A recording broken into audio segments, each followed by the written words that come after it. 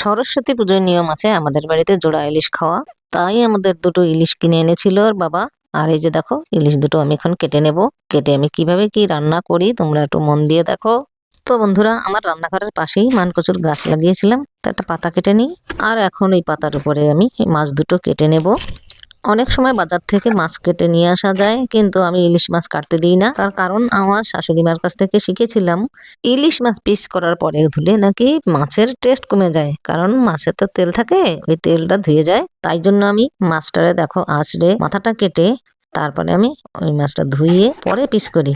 তো বন্ধুরা, আমার মাছ কাটা প্রায় হয়ে গেছে। তোমরাও এইভাবে মাছটা আঁচড়ে ধুইয়ে তারপরে পিস করবে, দেখবে ওই মাছের স্বাদ বেশি থাকে। চলো তাহলে মাছটা ধুয়ে নিয়ে আসি। তো এখন আমার মাছ ধোয়াও প্রায় হয়ে গেছে।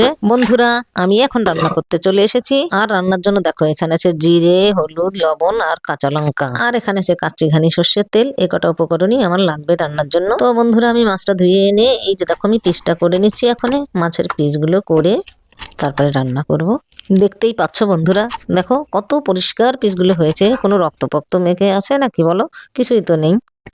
তো এখন আমি জিরেগুলো পাটায় বেটে নেব। আমার জিরে বাটাটাও হয়ে গেছে বন্ধুরা।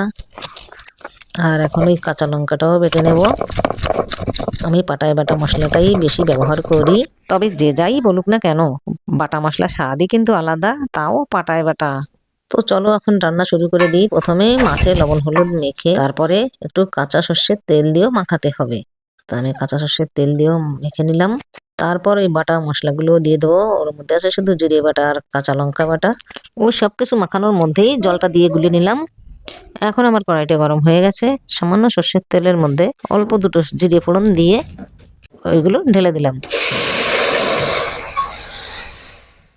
থালায় খানিকটা মশলা লেগে আছে, আমি থালাটা ধুয়েও দিয়ে দিলাম ওর মধ্যে। আর একটু জলও লাগবে তার জন্য।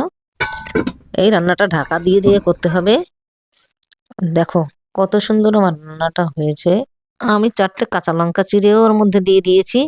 আর এখানে লবণ ঝালটা তোমরা দেখে নেবে, আমার একটু ঝাল লাগবে তাই আমি দিয়ে দিলাম। লবণটা আর লাগবে না, তোমরাও লবণ ঝাল অনুযায়ী একটু দেখে দিয়ে দেবে। তবে রান্নাটা কিন্তু সবসময় ঢাকনা দিয়ে দিয়ে রান্না করতে হবে। আর এই ইলিশ মাছ রান্নায় কিন্তু বেশি জল দেওয়া যাবে না, যতটুকু সেদ্ধ হতে লাগবে ঠিক তেমনই দিয়ে দেবে। আমি যেমন ভাবে রেখেছি এরকম। আর দেখো মাছের কালারটা কত সুন্দর হয়েছে। সামান্য জিরে আর কাঁচা লঙ্কা বাটা দিয়ে রান্না, কত সহজে এই রান্নাটা করা যায়।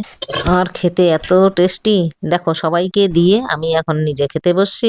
বন্ধুরা, আমার ভিডিও যদি ভালো লেগে থাকে তাহলে প্লিজ আমার ইউটিউব চ্যানেলে সাবস্ক্রাইব করে দিও, লাইক শেয়ার কমেন্ট করো।